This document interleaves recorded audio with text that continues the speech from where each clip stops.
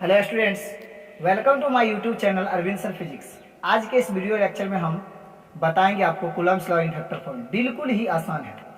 तो आपके मन में एक प्रश्न उठ रहा होगा, सर कूलम्ब्स लॉ तो आपने पढ़ा दिया, लेकिन कूलम्ब्स लॉ पे एक भी न्यूमेरिकल नहीं किए हैं। तो कूलम्ब्स लॉ पे बहुत ज़्यादा न्यूमेरिकल करवाएंगे आपको, यानी एनसीईआरटी, एम करीम सबका न्यूमेरिकल करवाएंगे। थोड़ा धैर्य रखिए, बेसिक से लेकर हाई लेवल तक ले जाएंगे। थोड़ा धैर्य रखिए और देखिए, आज हम स्टार्ट करते हैं Coulomb's law in vector form. Coulomb's law in vector form यानी सदिश रूप में कूलम्ब का नियम। तो इसके लिए कितना चार्ज जरूरी है? तो दो चार्ज जो होता है ना, कैसा होता है? पॉइंट चार्ज होता है, बिंदु आवेश होता है। पॉइंट चार्ज का मतलब पहले समझ ही लीजिए। जब किसी ऑब्जेक्ट को आप दूर से देखते हैं तो वो एक तरह पॉइंट की तरह दिखता है, तो उसी को बोलते हैं पॉइंट चार्ज। यानी दूरी के तुलना में जो उसका स्फीयर का जो साइज होना चाहिए, जो उसका रेडियस होना चाहिए, वो क्या होना चाहिए? कम होना चाहिए। तो उसको क्या बोलते हैं? Point charge. ये Q1 और ये क्या है? Q2। दोनों को लाइन ज्वाइनिंग करवा दिए। ये चार्ज जब इस पे फोर्स लगाएगा, तो फोर्स का डायरेक्शन इधर होगा। ध्यान रखिएगा, फोर्स का डायरेक्शन इधर नहीं होगा, फोर्स का डायरेक्शन इधर नहीं होगा, फोर्स का डायरेक्शन उधर नहीं होगा, फोर्स का डायरेक्शन इधर नहीं होगा, फोर्स का डायरेक्शन इधर नहीं होगा। क्यों नहीं होगा? फोर्स जो लगता है लाइन ज्वाइनिंग दी टू चार्जेज, दोनों आवेशों के मिलाने वाली रेखा के अनुदिश लगता है फोर्स। तो फोर्स इधर लगेगा, इधर लगेगा, नहीं लगेगा, इधर फोर्स नहीं लगेगा, फोर्स इधर लगेगा। ये बात को ध्यान रखिएगा। प्लस एक दूसरे को क्या करेगा? रिपेल करेगा ना। अरे दूर भगाएगा ना, यानी क्या करेगा? प्रतिकर्षित करेगा ना। अरे भगा के मारेगा कि नहीं मारेगा? बिल्कुल ही मारेगा। अब देखिए, तो ये चार्ज जब इसमें फोर्स लगाएगा तो फोर्स का डायरेक्शन इधर हो जाएगा। और एफ क्या है? एक वेक्टर क्वांटिटी है, सदिश राशि है। तो देखिए यहाँ पे क्या लगा देंगे? एरो का साइन लगा देंगे। और ये चार्ज जब इसमें फोर्स लगाएगा, फोर्स का डायरेक्शन इधर होगा कि नहीं होगा? तो ये चार्ज इसमें फोर्स लगाएगा तो फोर्स का डायरेक्शन इधर हो जाएगा। और ये वेक्टर क्वांटिटी है तो ये लगा दीजिए। अब देखिए, अगर कोई भी बच्चा जन्म लेता है तो इसके लिए जरूरी है उसका नामकरण करना। इसीलिए मैं दो फोर्स लगाया हूं, इसका नामकरण करना जरूरी है क्योंकि दो फोर्स समान है। अब देखिए, तो इसका नामकरण करेंगे। जब Q1 चार्ज Q2 पे फोर्स लगाएगा तो सबसे पहले क्या याद रखना है? देखिए, शॉर्टकट बिल्कुल इजी है। तो एफ वेक्टर यहाँ पे लिख देते हैं, याद रखना है ऑन, और क्या याद रखना है? बाय। अरे ऑन कहेंगे तो समझिएगा पे, अरे कहाँ पे यानी पर, और बाय कहेंगे तो किसके द्वारा? अब देखिए, तो Q1 चार्ज जब Q2 पे फोर्स लगाएगा, समझ रहे हैं ना? Q1 चार्ज जब Q2 पे फोर्स लगाएगा तो कहाँ पे? यानी 1 पे। किसके द्वारा? अगर ये बेचारा नहीं होता तो क्या Q2 मार खाता? क्या Q2 पे फोर्स लगता? तो किसके द्वारा लग रहा है? Q1 के द्वारा। कहाँ पे? ये तो गलत बता दिए ना। कहाँ पे? 2 पे। किसके द्वारा? तो 1 के द्वारा। फोर्स का नामकरण हो गया F21। और कहाँ पे? ये चार्ज जैसे फोर्स लगाया, कहाँ पे? 1 पे। किसके द्वारा? 2 के द्वारा। ध्यान रखिएगा, ये फोर्स F12 है, ये फोर्स F21 है। इतना तो आप समझ ही गए होइएगा, बिल्कुल इजी है।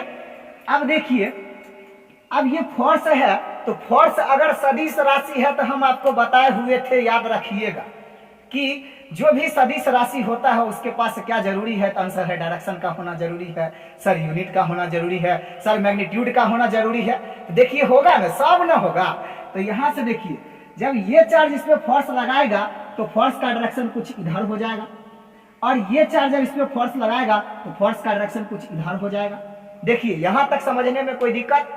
11th में हम आपको बताए थे, यानी क्लास करवाए थे, एकांक सदिश यानी यूनिट वेक्टर पढ़ाए थे। एकांक सदिश यानी दिए गए सदिश बटे दिए गए सदिश का मैग्नीट्यूड लेते थे।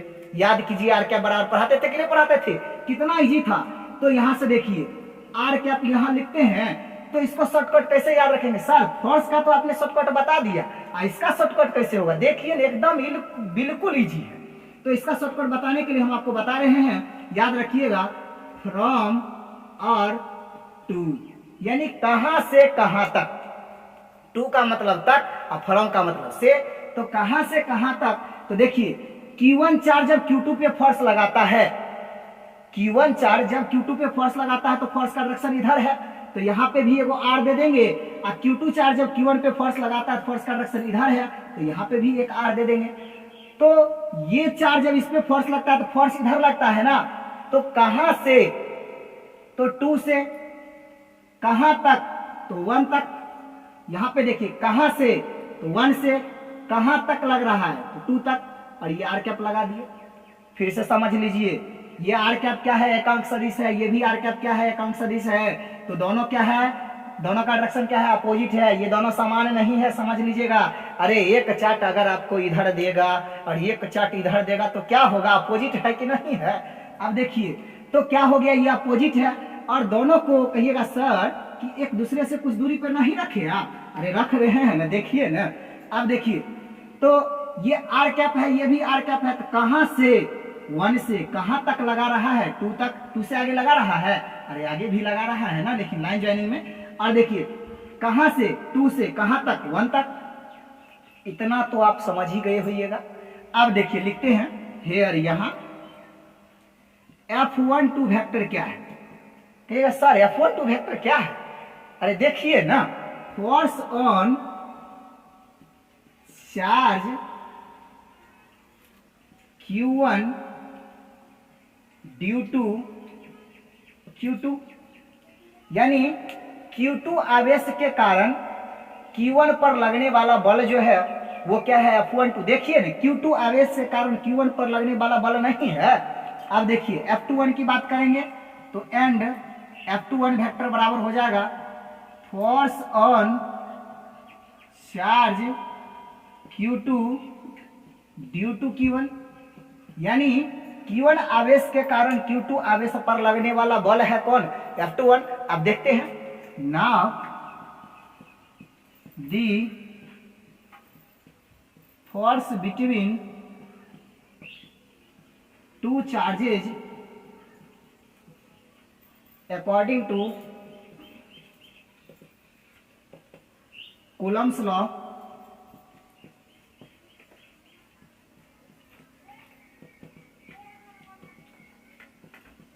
Is given by. कहने का मतलब यह है, कूलम के नियम के अनुसार दो आवेशों के बीच लगने वाला बल दिया गया है।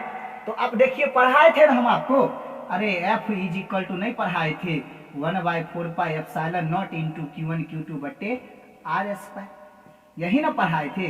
तो क्या ये वेक्टर फॉर्म में है, तो आंसर है वेक्टर फॉर्म में नहीं है। ये क्या है, अदिश रूप में है कि सदिश रूप में है, तो अदिश रूप में है ना, ये वेक्टर फॉर्म में नहीं है ना। तो ये क्या है, मैग्नीट्यूड है। अब देखिए, अब इसको क्या करना है, सदिश रूप में लिखना है। तो सदिश रूप में लिखने के लिए हम आपको 11th क्लास में बताए थे, याद कीजिए। तो थोड़ा क्या करते हैं, अब बोर्ड को साफ कर लेते हैं। चलिए आप स्क्रीनशॉट ले लीजिए। देखिए हम आपको बताए थे 11th क्लास में, आर कैप बराबर आर वेक्टर बट्टे मैग्नीट्यूड ऑफ आर वेक्टर, यानी गिवन वेक्टर बट्टे मैग्नीट्यूड ऑफ गिवन वेक्टर। अब देखिए तो इसको लिख सकते हैं, वेक्टर फॉर्म में लिखना है ना, तो लिख सकते हैं ना आर वेक्टर बराबर, देयरफॉर इसीलिए आर वेक्टर बराबर क्या लिखेंगे, magnitude of R vector into R cap. तो क्या ये भी हम आपको पढ़ाए थे, मैग्नीट्यूड ऑफ आर वेक्टर बराबर आर ही होता है। किसी भी चीज का अगर मैग्नीट्यूड निकालते हैं ना तो उसका क्या देता है, वो मान देता है, समझ रहे हैं ना। अब देखिए तो यहां से या मोड हट जाता है, तो आर वेक्टर बराबर हो जाएगा आर इंटू आर कैप। तो ये क्या है, ये मैग्नीट्यूड है, ये क्या है, डायरेक्शन है। अब ये क्या लिखा गया, वेक्टर फॉर्म में। अरे कितना इजी है। अब इसको लिखेंगे वेक्टर फॉर्म में, तो देखिए यहां से क्या हो जाएगा, F vector is equal to, magnitude तो यही है ना, तो क्या लिखेंगे 1/4πε0 इंटू Q1 Q2 बट्टे आर स्क्वायर इंटू, कहिएगा सर ये तो मैग्नीट्यूड हो गया, लेकिन आर कैप, अरे फोर्स लगता किधर है, तो आर के ही अनुदिश में ना, तो यहां से लिखेंगे आर कैप। कोई दिक्कत यहां तक समझने में, किसी को कोई प्रॉब्लम, ये तो समझ गए। अब देखिए तो ये फोर्स है कौन, तो ये फोर्स मान लेते हैं, ये फोर्स है F12 वेक्टर। कौन सा फोर्स है, F12 वेक्टर। तो अगर ये F12 वेक्टर है तो F12 वेक्टर का कुछ तो कुछ डायरेक्शन होगा ना, एकांक सदिश है, आर कैप तो एकांक सदिश है, लेकिन क्या इसका नाम हम लिखे हैं, पहले फोर्स था तब डायरेक्ट हम लिख दिए थे 1/4 Q1 Q2 बटे R square into R cap. लेकिन अब क्या लिखे हैं, F12 वेक्टर लगा दिए। इसका मतलब ये हो जाएगा कि F12 वेक्टर किधर है, F12 वेक्टर इधर है। अरे फोर्स लगा इधर है ना, तो इसका डायरेक्शन क्या हो जाएगा, इधर हो जाएगा। तो डायरेक्शन जब इधर है तो कौन सा लगेगा, आर कैप, R21 कैप। तो यहाँ पे क्या लिखेंगे मेरे दोस्तों, R21 कैप। इक्वेशन नंबर क्या मान लेंगे, फर्स्ट। देखिए कितना इजी है, इक्वेशन नंबर क्या मान लिए, फर्स्ट। अब देखिए on charge Q2 due to Q1 is given by Q1 आवेश के कारण Q2 आवेश पर लगने वाला बल दिया गया है। देखिए F21 vector is equal to 1/4 pi epsilon nought into Q1 Q2 बट्टे आर स्क्वायर इंटू, अब देखिए इस डायरेक्शन में जो फोर्स लग रहा है R12 कैप, तो यहाँ पे क्या लिखेंगे, R12 कैप। इसको इक्वेशन नंबर 2 मान लेते हैं। अब देखिए एक थप्पड़ इधर है, एक थप्पड़ इधर, अपोजिट हो गया। तो इधर भी देखिए, इधर इसका डायरेक्शन इधर है, इसका डायरेक्शन इधर है। R12 कैप R21 कैप के एक दूसरे क्या है, अपोजिट है। तो यहाँ पे लिखेंगे चूंकि R12 cap is equal to minus R21 cap, होगा कि नहीं होगा। अब क्या बात करेंगे, फ्रॉम इक्वेशन 2 वी गेट, यानी समीकरण 2 से हम पाते हैं कि 2 देखिए यही है। तो लिखेंगे F21 vector is equal to 1/4 pi epsilon nought into Q1 Q2 बट्टे are square into R12 cap. अब देखिए R12 कैप कह रहा है, R12 कैप बराबर क्या लिखेंगे, माइनस R21 कैप लिखेंगे कि नहीं लिखेंगे, इंटू हो जाएगा माइनस R21 कैप। तो यहां से लिख सकते हैं F21 vector is equal to हो जाएगा 1/4 pi epsilon nought into Q1 Q2 बट्टे are square into R21 cap. ये जो माइनस है इसको खींच कर इधर ले जाते हैं तो इधर हो जाएगा, कोई दिक्कत। तो ये माइनस साइन हो गया। अब देखिए ये इतना जो मान है, ये इतना जो मान है ये किसका है, ये इतना मान देखिए आपको मिल रहा है F12 वेक्टर का है। तो यहां से इसको लिख देंगे F21 vector is equal to minus क्या लिखेंगे, F12 वेक्टर हो जाएगा। हुआ कि नहीं हुआ, यही हो जाएगा ना। F21 वेक्टर बराबर क्या हो जाएगा, माइनस F12 वेक्टर। तो ये क्या हो गया, कूलम्ब्स लॉ। तो क्या अब आपसे ये पूछा जाए क्या कूलम्ब्स लॉ न्यूटन के तृतीय नियम का पालन करता है, यस, एक्शन रिएक्शन। जब दो आवेश क्या करता है, समान परिमाण का फोर्स लगाता है लेकिन उसके दिशा विपरीत हो, परिमाण समान हो, तो क्या है, न्यूटन्स थर्ड लॉ। तो क्या कूलम्ब का नियम न्यूटन्स थर्ड लॉ का पालन करता है, तो आंसर है यस, वो कूलम्ब का नियम न्यूटन्स थर्ड लॉ का पालन करता है। तो ये आप समझ ही गए होइएगा, यही है Coulomb's law in vector form. देखिए कितना आसान है, आसानी से आप बना लीजिए। तो अब इसको हम थोड़ा साफ कर लेते हैं स्क्रीनशॉट। अब देखिए अब एक छोटा सा टॉपिक हम लेते हैं, परमिटिविटी। परमिटिविटी हम बताए थे जब दो चार्ज को किसी माध्यम के बीच रख देते हैं तो दोनों चार्ज क्या करेगा, फोर्स लगाएगा। तो वो जो माध्यम है ना वो कूलम्ब बल का क्या करता है, विरोध करता है। उसी चीज को क्या बोलते थे, परमिटिविटी बोलते थे। अब देखिए यहां से परमिटिविटी, तो परमिटिविटी क्या होता है, it reduces the effect of force. यह बल के प्रभाव को कम करता है, यह बल के प्रभाव को कम करता है। कौन, परमिटिविटी।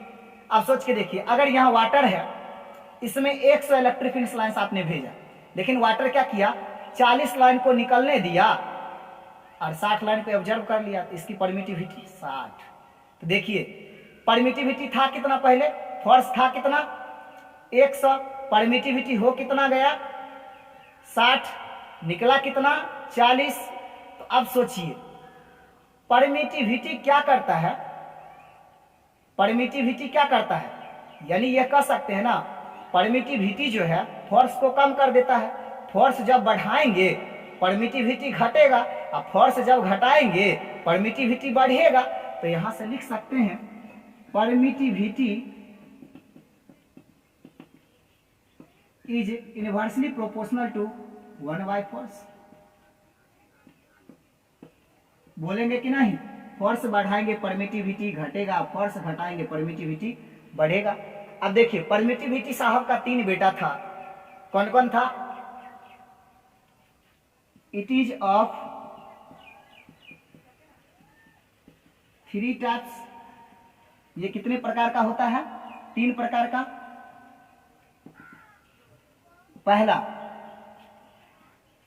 पहला होता है एप्सिलॉन नॉट, जिसको बोलते हैं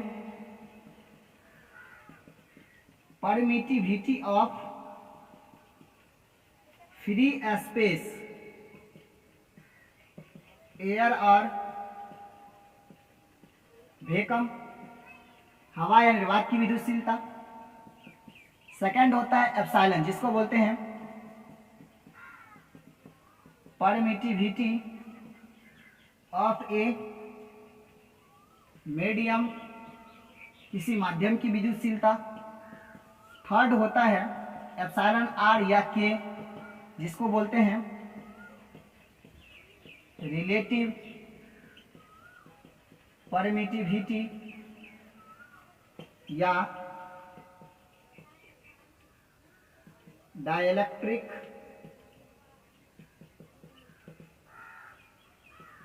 constant. Permittivity of a medium, किसी माध्यम की विद्युतशीलता। रिलेटिव परमिटिविटी, सापेक्षिक विद्युतशीलता या डाइलेक्ट्रिक कांस्टेंट, परावैधुतांक। यहां तक समझने में कोई दिक्कत? तो परमिटिविटी साहब का 3 बेटा था, कौन कौन? एप्सिलॉन नॉट, एप्सिलॉन और एप्सिलॉन आर और के। एप्सिलॉन नॉट हम बताए थे, कहाँ यूज करेंगे? जब क्या कहेगा, 2 चार्ज को हवा में रखा गया, तब क्या लगाएंगे? 1/4 pi epsilon nought into Q1 Q2 बटे आर स्क्वायर। जब किसी मीडियम में होगा तो क्या लगाएंगे? 1/4 pi epsilon into Q1 Q2 बटे आर स्क्वायर। एप्सिलॉन की जगह रखना क्या है? Epsilon nought into epsilon R. यही है रिलेटिव परमिटिविटी। ये डाइलेक्ट्रिक कांस्टेंट हम बता भी दिए थे कौन किसका कितना होता है। यहाँ तक समझने में कोई दिक्कत?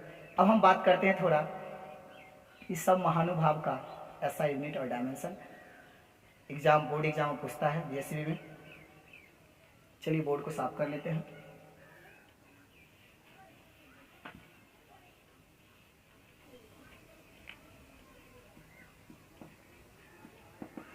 SI unit and dimension of epsilon, epsilon nought and epsilon R. Epsilon, epsilon nought एवं एप्सिलॉन आर का बीमा एवं SI मात्रक, यही देखना है। तो देखिए, इन एयर, हवा में आप पढ़े थे force, coulomb force 1/4 pi epsilon nought into Q1 Q2 बटे आर स्क्वायर पढ़े थे। तो यहाँ से एप्सिलॉन की बात करना है, epsilon nought. Epsilon not is equal to हो जाएगा, ये यहाँ आ जाएगा तो देखिए क्या हो जाएगा, Q1 Q2 बटे फोर्स इधर आ जाएगा 4 pi FC R square, coulomb force R square. तो एप्सिलॉन नॉट बराबर ये हो जाएगा। इक्वेशन नंबर इसको फर्स्ट मान लेते हैं। इन मीडियम, अगर मीडियम की बात करें तो कूलम फोर्स हो जाएगा 1/4 pi epsilon into Q1 Q2 बटे आर स्क्वायर। तो यहाँ से एप्सिलॉन बराबर आप लिख सकते हैं Q1 Q2 बटे 4 पाई FC आर स्क्वायर। ये हो जाएगा equation number 2। Now from equation first and second we get, अब समीकरण फर्स्ट एवं सेकेंड से हम पाते हैं कि समीकरण फर्स्ट एवं सेकेंड की अगर बात किया जाए तो देखिए, एप्सिलॉन नॉट एप्सिलॉन, ये LHS साइड है और ये RHS साइड है। RHS साइड दोनों बराबर है तो इसको इसके बराबर कर सकते हैं ना। तो यहाँ से लिख सकते हैं एप्सिलॉन और एप्सिलॉन नॉट बराबर Q1 Q2 बटे 4 पाई FC आर स्क्वायर हो जाएगा। तो यहाँ से आप लिखेंगे इट्स डायमेंशन, इसकी बीमा की बात करेंगे, एप्सिलॉन और epsilon not is equal to हो जाएगा Q1 Q2, तो चार्ज का बीमा क्या होता है, AT या IT, तो आप IT लिख लीजिए इंटू IT। ये Q1 चार्ज है, ये Q2 चार्ज है, लेकिन सबका क्या कहते हैं डायमेंशन सेम ही होगा 4 पाई। किसी भी कांस्टेंट का कोई ऐसा मात्रा कोई डायमेंशन नहीं होता है जिसका नहीं होगा। फोर्स का डायमेंशन M1 L1 T के पावर -2, फोर्स का M1 L1 T के पावर -2। किसी भी टाइप का फोर्स है, फोर्स का डायमेंशन यही होगा। R लेंथ है, तो लेंथ का डायमेंशन क्या होता है, L² इंटू क्या हो जाएगा, L²। अब देखिए एप्सिलॉन और epsilon not is equal to हो गया I, तो क्या हो जाएगा I² इंटू क्या हो जाएगा T² बट्टे M1 हो जाएगा, होगा कि नहीं होगा, और L1 है L2 है तो क्या हो जाएगा LQ, और T के पावर -2 हो जाएगा, होगा कि नहीं होगा।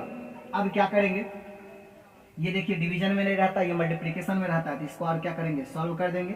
तो क्या हो जाएगा, m के पावर 1 है, ऊपर जाएगा तो m-1 हो जाएगा, L3 है, ऊपर जाएगा तो कितना होगा L-3 हो जाएगा, T-2 है, ऊपर जाएगा तो प्लस हो जाएगा, तो T के पावर 4 हो जाएगा, और I2 है तो यहाँ क्या हो जाएगा I2 ही रहेगा। देखिए ये इसका डायमेंशन हो गया। एप्सिलॉन और एप्सिलॉन नॉट ये ऐसे भी लिख सकते हो, m-1 L-3 T4 I की जगह क्या लिख सकते हो A2, ये भी इसका डायमेंशन हो जाएगा। यहाँ तक समझने में कोई दिक्कत, देखिए इट्स SI यूनिट, इसका ऐसा मात्रा की बात करेंगे एप्सिलॉन और एप्सिलॉन नॉट का, तो देखिए इसका Q1 Q2 बट्टे 4 पाई FC/r²। अभी जस्ट हम लोग पढ़े थे चार्ज का ऐसा मात्रक होता है कूलम, C से नोट करते हैं। ये Q2 भी चार्ज है तो क्या होगा कूलम, 4 पाई कांस्टेंट है, कोई ऐसा यूनिट नहीं होगा। फोर्स क्या होगा न्यूटन, और ये R है, तो डिस्टेंस लंबाई हुआ क्या होगा मीटर, तो यहाँ मीटर² हो जाएगा, क्या हो गया कूलम² बट्टे न्यूटन मीटर²। एप्सिलॉन और एप्सिलॉन नॉट का ये क्या हो गया ऐसा यूनिट हो गया। एप्सिलॉन और एप्सिलॉन नॉट आप ऐसे भी लिख सकते हो, कूलम का स्क्वायर प्रति न्यूटन मीटर², या आप ऐसे भी स्टाइल मार के लिख सकते हो, कूलम का स्क्वायर न्यूटन के पावर -1 मीटर के पावर -2। एंड आल्सो इसका और भी ऐसा मात्रक होता है, एप्सिलॉन और एप्सिलॉन नॉट बराबर जस्ट पढ़े हैं कूलम का स्क्वायर बट्टे न्यूटन मीटर²। अब देखिए यहाँ से एप्सिलॉन और एप्सिलॉन नॉट बराबर कूलम का स्क्वायर को लिख सकते हैं कूलम इंटू कूलम, न्यूटन है तो न्यूटन, और मीटर को लिख सकते हैं मीटर इंटू मीटर, लिख सकते हैं कि नहीं लिखेंगे। अब देखिए 11th क्लास में आप पढ़े थे कार्य बराबर बल गुने विस्थापन, क्या पढ़े थे, W बराबर F इंटू S, बल गुने विस्थापन। तो कार्य ये जो बल है, बल का ऐसा मात्रा क्या होता है न्यूटन, और ये दूरी है, दूरी का क्या हो जाएगा डिस्प्लेसमेंट मीटर, और न्यूटन मीटर क्या होता है जूल। तो कार्य का जैसा मात्रा क्या होता है जूल। तो यहाँ से देखिए एप्सिलॉन और epsilon not is equal to हो जाएगा कूलम इंटू कूलम बटे न्यूटन मीटर क्या हो जाएगा जूल इंटू मीटर। अब देखिए पढ़े थे अब V equal to W/Q, potential बराबर कार्य बट्टे आवेश, तो कार्य का ऐसा मात्रा क्या होगा जूल, और ये क्या हो जाएगा चार्ज का कूलम हो जाएगा। अब देखिए यहाँ से C/J है, यहाँ पे J/C है, तो क्या करेंगे पलट देंगे, तो 1/V इक्वल टू क्या हो जाएगा C/J। तो यहाँ से देखिए एप्सिलॉन और epsilon not is equal to हो जाएगा, इस C/J को क्या लिखेंगे 1/V, क्या लिखेंगे इसको 1/V into coulomb by metre. अब देखिए अब यहाँ से एप्सिलॉन और एप्सिलॉन नॉट बराबर हो जाएगा C/V इंटू 1/मीटर, तो कूलम बाई जो वोल्ट होता है चूँकि फैराड होता है जिसको F से नोट करते हैं, एप्सिलॉन और एप्सिलॉन नॉट बराबर हो जाएगा फैराड पर मीटर, एप्सिलॉन और एप्सिलॉन नॉट बराबर हो जाएगा फैराड मीटर इनवर्स, यही आपका ऐसा यूनिट हो जाएगा। अब चलिए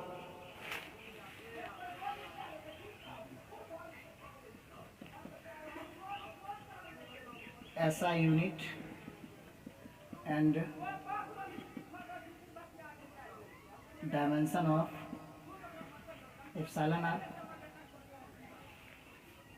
ऐसा मात्रक एवं एप्सिलॉन आर का ऐसा मात्रक एवं बीमा। तो एप्सिलॉन आर बराबर देखिए एप्सिलॉन बट्टे एप्सिलॉन नॉट होता है, एप्सिलॉन और एप्सिलॉन नॉट, एप्सिलॉन बराबर अभी हम जस्ट निकाल के बताए थे Q1 Q2 बट्टे FC 4πr², और ये भाग में है तो इसको गुना में पलट देंगे। एप्सिलॉन नॉट का भी वैल्यू वही आया था, FC 4πr² बटे Q1 Q2। देखिए इससे कट जाएगा, इससे कट जाएगा, तो यहाँ से क्या आ जाएगा 1 एप्सिलॉन आर। तो epsilon R is equal to 1 m के पावर 0, l के पावर 0, t के पावर 0। इसको क्या लिख देंगे, एप्सिलॉन आर का डायमेंशनलेस यानी बीमाहीन। एप्सिलॉन आर यह क्या है, यूनिटलेस भी है। यूनिटलेस यानी एप्सिलॉन आर का ना कोई ऐसा मात्रक होता है ना कोई बीमा होता है। यहाँ तक समझने में कोई दिक्कत किसी को भी? अब नेक्स्ट क्लास में हम लोग बात करेंगे properties of Coulomb's law and limitation of Coulomb's law.